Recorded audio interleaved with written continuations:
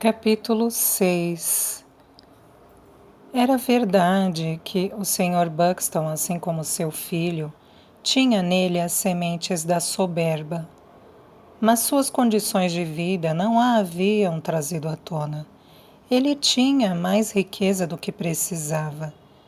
Teve uma esposa gentil que, se o dominava, jamais demonstrou ou teve ela mesma consciência do fato.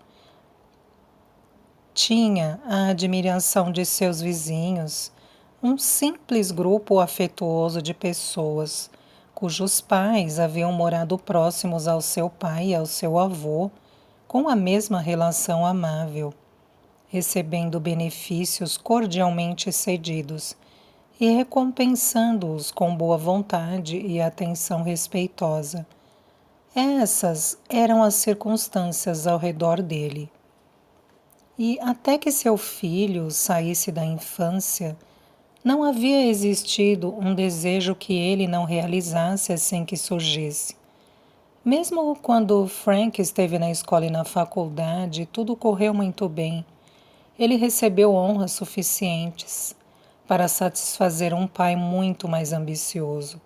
Na verdade, foram as honras que ele recebeu que estimularam a ambição de seu pai. Ele recebia cartas de tutores e diretores profetizando que, se Frank assim quisesse, poderia alcançar as mais altas honras na igreja ou no estado.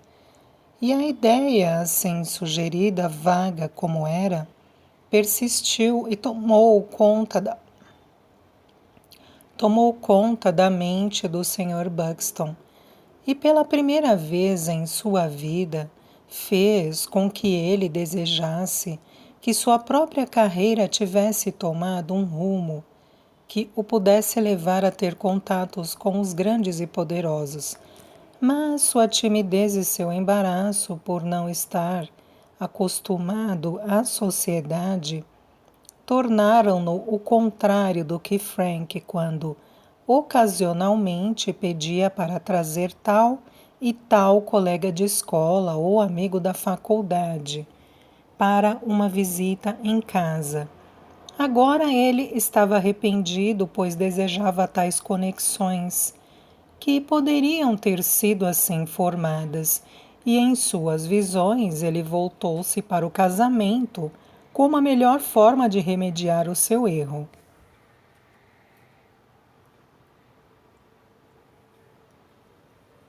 Hermínia estava certa ao dizer que seu tio havia pensado na senhorita Adela Castleman por um instante.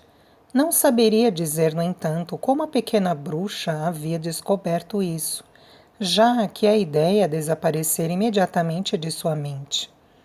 Ele era sábio o bastante para ver sua total vaidade, mas isso se seu filho permanecesse indistinto, pois sua esperança era esta: se Frank se casasse com Hermínia, suas propriedades juntas, sendo herdeira de seu pai, justificariam a permanência firme no condado, ou se ele pudesse se casar com a filha de algum personagem de liderança no condado, isso os conduziria pelo mesmo caminho e assim, de uma vez por todas, ele obteria uma posição no parlamento, onde seus grandes talentos teriam escopo e margem suficientes.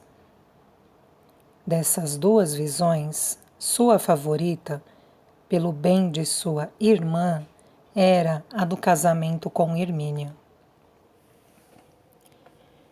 E no meio disso tudo, a notícia de seu noivado com Maggie Browne caiu como uma bomba. Uma garotinha doce o bastante, mas sem fortuna ou contatos, sem até onde o Sr. Buxton sabia o menor poder, ou capacidade, ou espírito que ajudasse Frank em sua carreira para que se destacasse na região. Ele resolveu considerar aquilo um capricho de menino, fácil de ser suprimido, e então não deu importância a Frank, Ele observava os lábios de seu filho, sua fronte tranquila. Frank jamais havia falado em tom mais respeitoso do que agora, quando se opunha firmemente a seu pai. Se ele tivesse demonstrado mais violência em seus modos, teria irritado menos seu pai. Sem dúvida, foi a conversa mais triste que aconteceu entre aquele pai e seu filho.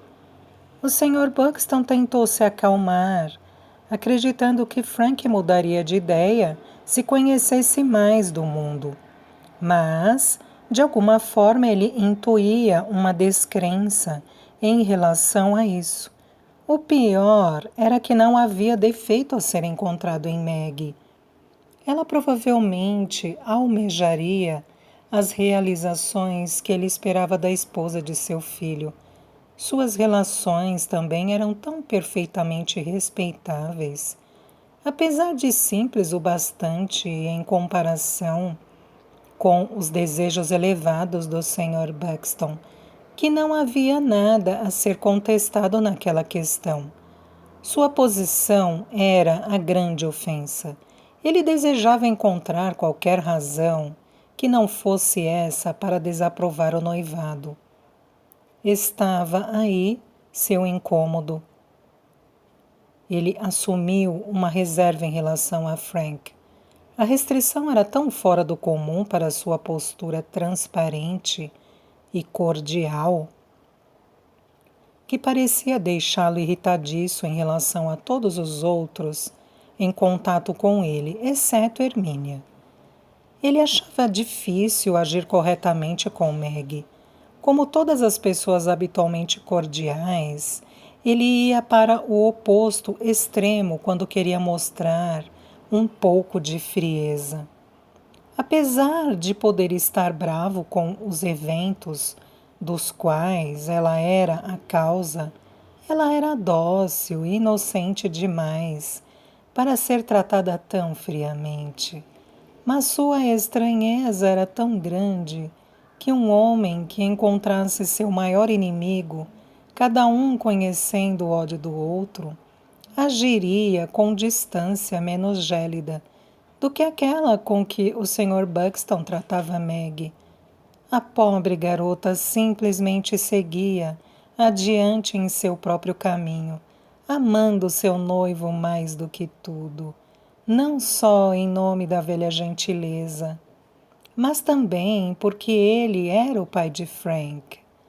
Ele, por outro lado, evitava encontrá-la com inquietação tão evidente e dolorosa que ela enfim passou a tentar poupá-lo do encontro.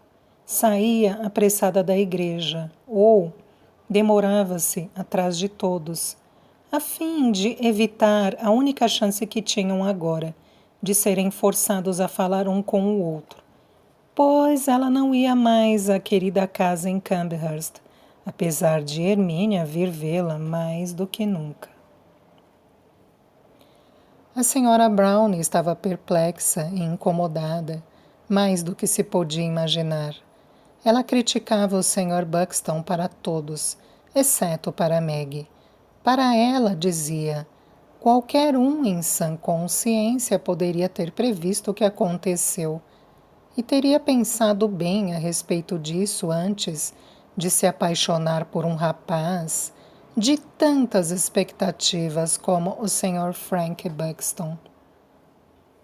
Em meio a todo esse conflito, Edward veio de Woodchester para um dia ou dois.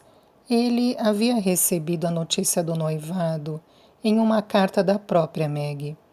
Mas o tema era sagrado demais para ser discorrido para ele, e a Sra. Brown não era de escrever cartas. Então, este foi o seu primeiro cumprimento a Maggie, depois de beijá-la. Muito bem, Sancho. Conseguiu sucesso por si só. Assim que recebi sua carta, disse a Harry Bish, águas paradas são profundas. Aqui está a minha irmãzinha Maggie, criatura tão quieta quanto sempre foi. Conseguiu agarrar o jovem Buxton, que ganha 5.000 por ano. Não fique tão vermelha, Meg. Harry certamente ouviria isso em pouco tempo de alguém. E não vejo por que guardar segredo, pois isso traz consequência para todos nós. O Sr. Buxton está bastante confuso com isso, disse a Sra. Brownie queixosamente. E tenho certeza de que ele não precisa estar, pois tem dinheiro suficiente, se é isso que ele quer. E o pai de Meg era um clérigo e eu vi o proprietário de terras com os meus próprios olhos sobre as carroças do velho Sr. Buxton, do pai do Sr. Lawrence. Um clérigo está sempre acima de qualquer proprietário de terras. Se Meg tivesse qualquer pensamento por outras pessoas, ela jamais teria ficado noiva sabendo que traria alguma ofensa. Nunca mais fomos convidados para almoçar. Eu não parto um pão por lá, desde o último Natal. Bah, respondeu Edward. Estava desapontado, mas logo se alegrou. Eu imaginei que poderia dar uma mãozinha, pressionando o velho Buxton em relação às decisões dele, mas vejo que ainda não é a hora. Mesmo assim, verei o velho cavalheiro. Sou um de seus favoritos, porém duvido que consiga fazer com que ele mude de ideia. Reze, Edward, não vá, disse Meg. Frank e eu estamos satisfeitos em esperar e certamente iríamos preferir que ninguém fosse falar com o Sr. Buxton a respeito de um tema que evidentemente provoca nele tanta dor. Por favor, Edward, não. Muito bem. Eu devo ir apenas para tratar da propriedade dele. Além do mais, não pretendo cair em desgraça. Então vou parecer não saber nada sobre isso, já que a questão estragaria o seu humor. Eu quero manter uma boa relação por conta da agência. Então, talvez eu balance minha cabeça, considerando uma grande presunção da sua parte, Meg, ter imaginado se tornar nora dele. Se não posso fazer nenhum bem a você, posso muito bem fazer algum a mim mesmo. Espero que não me mencione de forma alguma, replicou ela. Um conforto, e quase o único que surgiu da visita de Edward, era que ela agora poderia ser poupada, tendo a chance de subir até a árvore de espinhos para acalmar sua ansiedade e para trazer paz a todas as discórdias sob as doces influências da natureza. A Sra. Buxton tentará ensinar a ela a força da verdade encantadora, a de que as melodias do sino eterno podem habitar os corações daqueles que exercem suas tarefas diárias nas cidades e nos lugares movimentados e populosos, e que isolamento não é necessário para os que têm fé, pois estes sentem a imediata presença de Deus. Nem total quietude do ser humano parece necessária, diante do fato de que podem ouvir as músicas dos passos de seus anjos. Mas a alma de Meg ainda era um jovem discípulo, e ela sentia que era mais fácil falar com ele e buscar sua ajuda, sentando-se solitariamente, com a vegetação crescendo e escurecendo ao redor dela, e sem nenhuma criatura à vista, a não serem as manchas brancas de ovelhas distantes e os pássaros que evitavam as assombrações dos homens, flutuando em pleno ar, inerte. Às vezes, Meg desejava ir até o Sr. Buxton para lhe contar como ela poderia aceitar sua posição se deu desgosto pelo noivado tivesse surgido, se seu desgosto pelo noivado tivesse surgido por considerar que ela fosse indigna de seu filho. Ela considerava a posição de Frank nobre e promissora. Com impulsos veementes e dons naturais, Ansiando por um emprego de valor, a vontade dele era suprema a tudo, como um jovem imperador tranquilamente sentado em seu trono.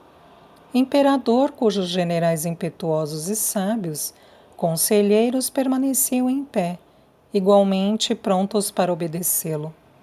Mas, se um casamento fosse para ser realizado por mensuração adequada e equilíbrio de caráter, e se os outros, com suas balanças, devessem ser os juízes, o que seria de todos os belos serviços prestados pela lealdade do amor verdadeiro? Onde estaria a elevação dos fracos pelos fortes? Ou a resistência do paciente? Ou a graciosa confiança daquela?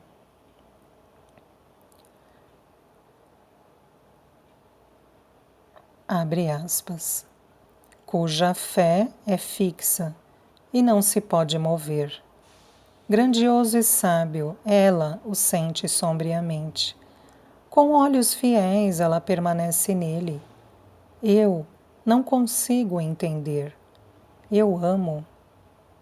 Nota da tradutora, In Memoriam, de Alfred Lord Tennyson.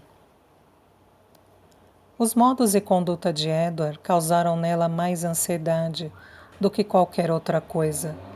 Certamente nenhuma outra ponderação poderia ser chamada de ansiedade se comparada àquela. Os seus defeitos ela não pôde deixar de notar. Fortaleciam-se e cresciam proporcionalmente a ele.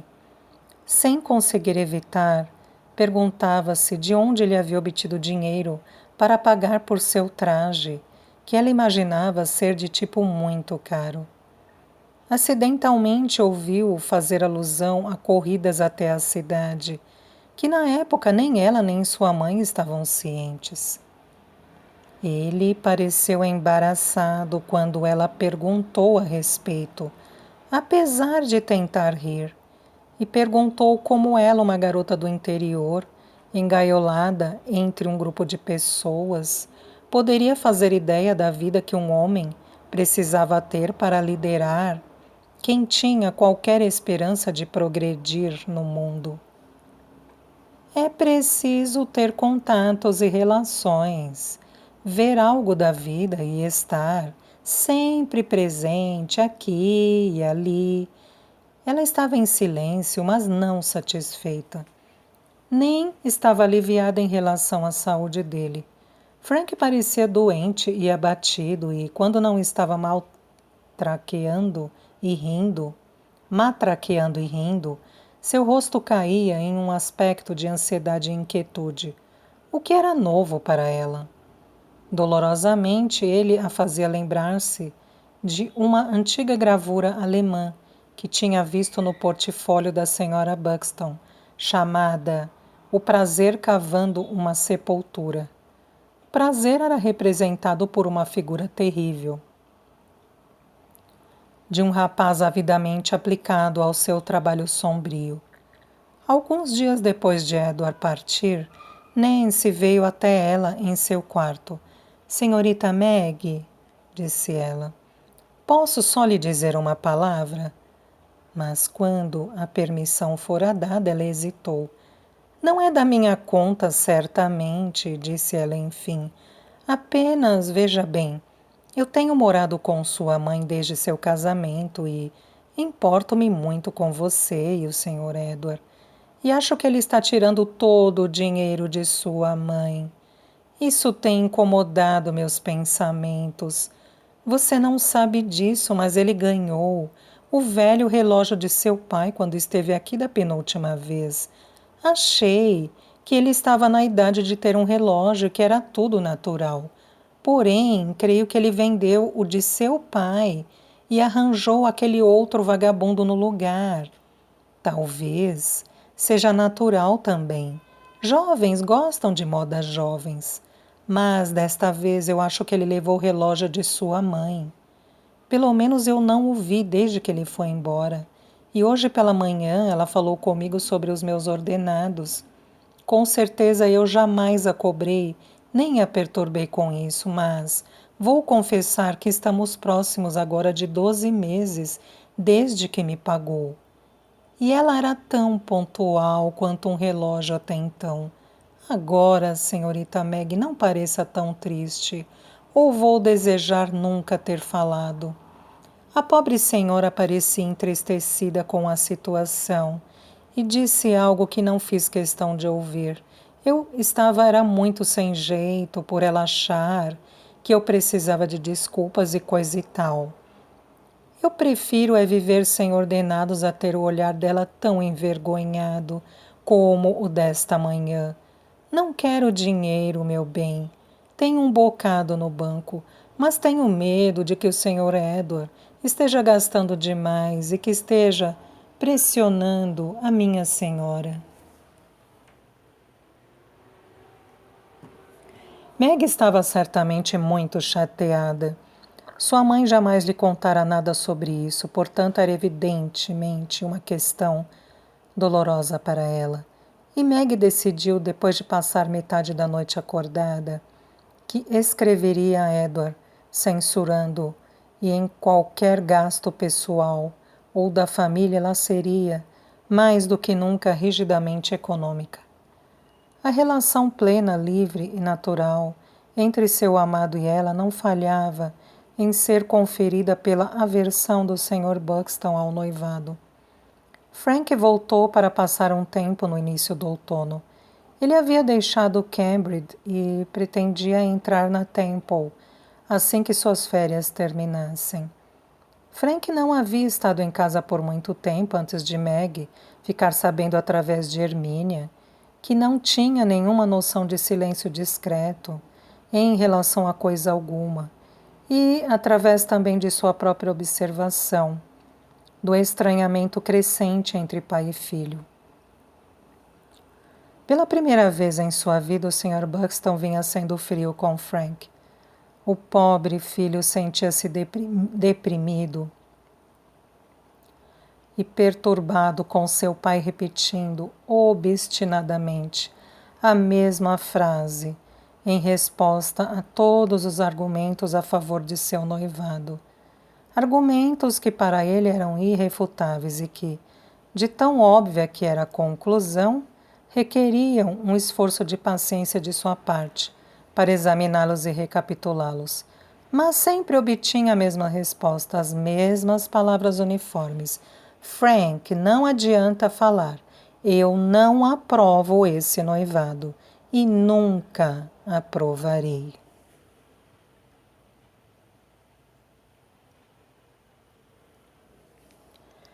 Ele tirava seu chapéu e corria para Meg, em busca de consolo. Seu pai sabia aonde ele ia, mesmo que não lhe fosse dito, e tinha ciúmes da influência dela sobre seu filho, que por muito tempo fora seu primeiro e supremo propósito na vida. O Sr. Buxton não precisava ficar enciumado. Independente do quão bravo e indignado Frank estivesse, quando ele subia para o chalé, Meg quase o convencia em poucos minutos de que seu pai estava apenas fora de sua razão por conta de seu afeto extremo. Ainda assim, ela via que tais diferenças frequentes enfraqueceriam a ligação entre pai e filho, e por isso encorajava Frank a aceitar o convite que lhe fora feito para ir até a Escócia. Você me contou, disse ela, que o Sr. Buxton aceitará e que você seria apenas um acompanhante, que de acordo com seu pai, quando você vir outras pessoas mudará de ideia.